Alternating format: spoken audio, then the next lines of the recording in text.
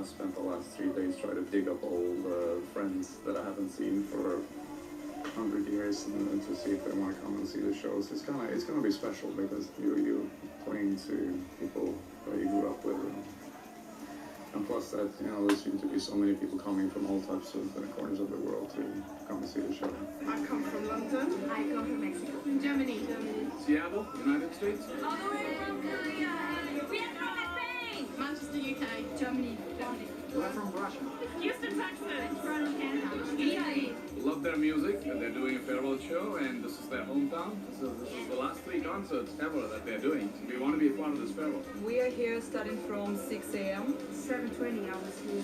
We arrived at 6 a.m. We were here early this morning. We had to At get in. 6 o'clock in the morning. In Norway, I really feel for them because it's been brutally cold this whole week, so I really hope they dress for that. It can't be comfortable now. We came in only to have a good spot. We want to be right in front. I want to be close to the stage. It makes me feel terrible. It makes me feel like I should be inviting them to sleep over at my house or at least provide some sort of... I mean, they're nuts. They're absolutely nuts.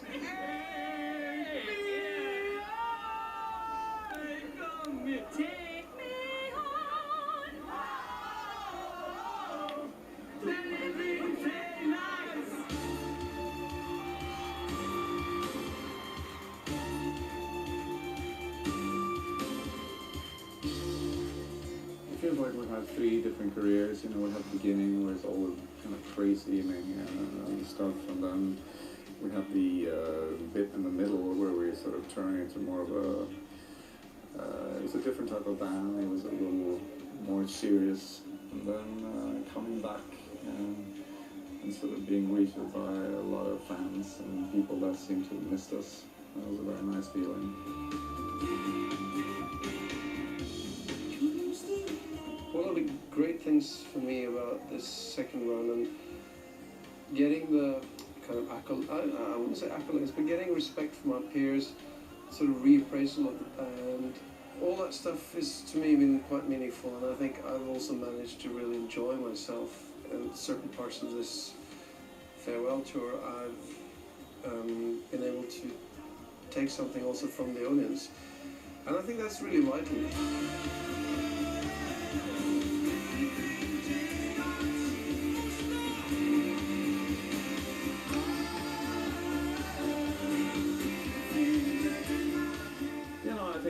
After the break in the 90s, it was very nice to see that a lot of the, before that time, there was a lot of talk about cheekbones and this and favorite color and all that stuff, and it was cool to see after taking a 7-year break that it was really about, okay, I have to like that song, I actually like this song, and it was more about what we were trying to achieve, and less about the stuff that we've been sort of, that sort of teen ghetto that they assigned us to, that was sort of breaking away.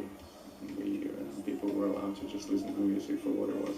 When I was in India, when very little Western music, I even made it to India, and they would take on me, and then the album Hunting High and Low pretty much changed the way I thought about Western music. I can't say that it's not somehow an ego boost to be told that what we did was important to people. That is the ultimate compliment, I guess. This is the motto of our love for AHA. Yes, you made the soundtrack of our lives. I think they have been part of my personal history. I mean, we belong to each other. It means everything. They're great.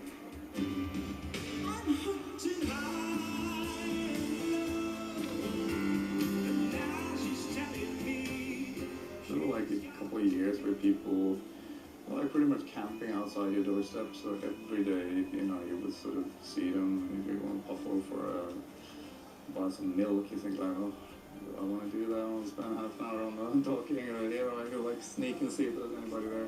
They're all super nice people, but it got a little bit too much, you know. And it's kind of fun to see them now, because you know, down there, of course, much more, they're on a totally different type of place, and we can totally laugh about it. I feel like there's a deep connection now, and some of the same people who were there in the beginning. The only difference is that they drive flashy cars than we do. It is 2 generations of AHA fans. This is Anais, the mom, This is Denise, the daughter from Spain. They've been to 15 concerts of Aha together, and she's only 15 years old. Since she was a baby, she's been listening to Aha.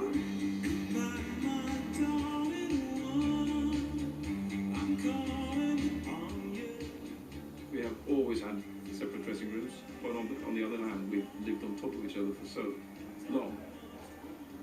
It's never been an issue. We've always been fortunate to be on a level where that's not an issue, you know, it's sort of success-wise. Generally, I don't really get nervous as such. I used to, but I don't anymore. I'm nervous to not give it what I can give it, you know. Just want to make sure I leave everything on the field. You just hang there and wait. Sort things out. All of a sudden you remember something in a split second before you go on stage. You try and cut that a little sooner in a way so that you don't have to run back and fetch it. Closer it gets to the stage time, you know, kind of just warm up the voice and get your blood boiling.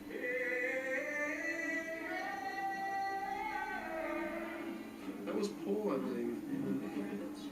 Yeah, that's Paul. In the earlier part of the tour, we had like a little sort of temple union where we just spent some time together, which is a very good thing to do. Yeah, I mean, normally we have a half hour before the show where we sort of play some instruments and faff around. But as you settle in, the need for it in a way is not so pressing, and then it falls behind, and you forget about it. But a tour goes in waves. So I think we could have been better at keeping up on the tempo moment.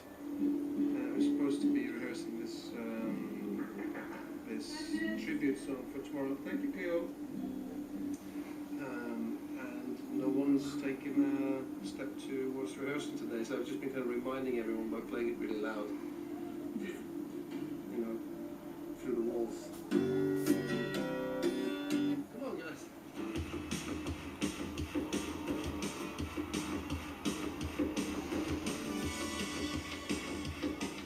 This tour has been going on now for like 7 months. It's a bit unusual for Aha to do something like this. It's been really a very good tour. It's been a great tour. It's been a real tour. What we are looking here now is a fraction of what we did in the stadiums. The stadiums we did a couple of weeks ago were, I mean, a 70-meter wide stage.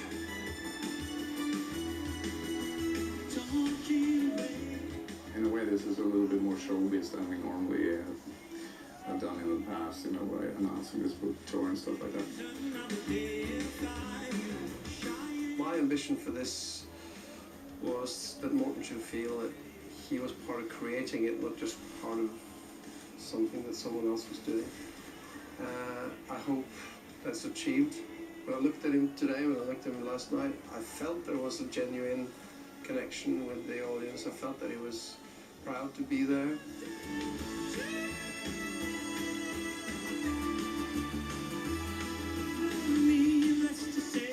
You know, we're kind of in our prime because we have so much more experience these days, and I don't feel that we've lost any stamina, really. I think the show is an overall, it's a great success, and I think the crowd loves the show and loves the band.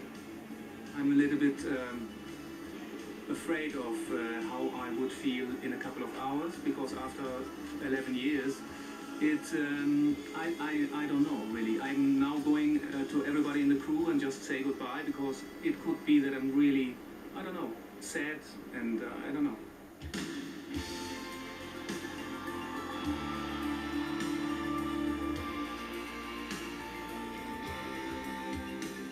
It's really heartbreaking and tear-jerking.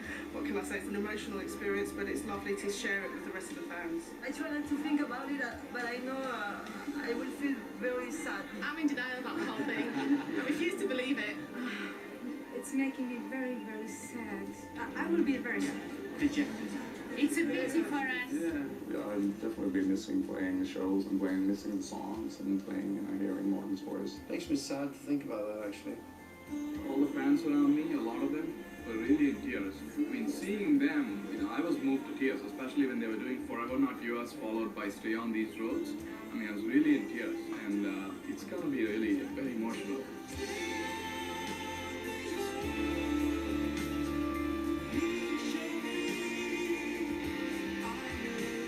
I was just looking at on the audience today, and I was realizing how many of the faces that I've seen before. And we've had an incredibly loyal following, and I can't really speculate to why, except, I take it as a compliment that we meant something to some people, and they give us the time of day, and it's much appreciated. We love you!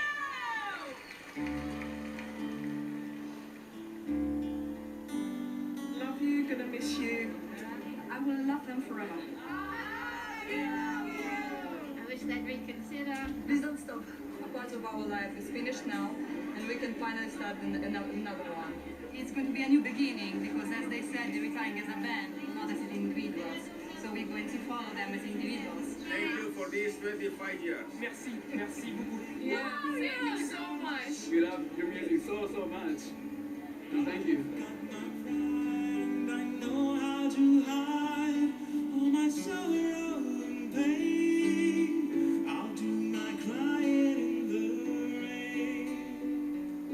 It feels wholesome. It feels, I think, victorious. Really, it's been a really packed year. I'm 51 now, and it's fun to be able to, to meet that in much the same way that I did when I was 25, and see that it's kind of there. There's not much that has fallen off, I suppose.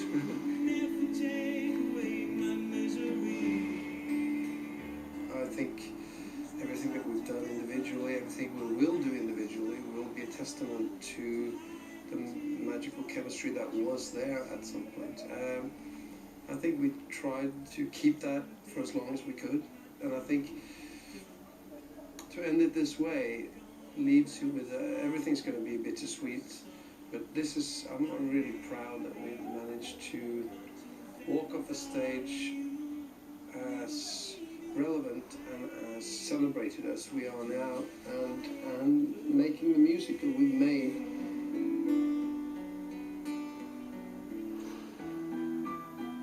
Of course, you would have done everything differently now if you'd done it again.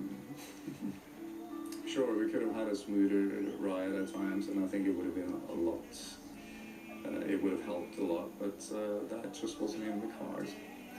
Could have been a lot worse. I mean, most bands last 2-3 years. I mean, we managed to stick it together for 25, so it's not that bad. I may be a fool, but till then, darling, you never see me complain. I'll do my crying. The driving force has been music, and we have given it all. And this is the end of the road. I'll do my crying in the rain.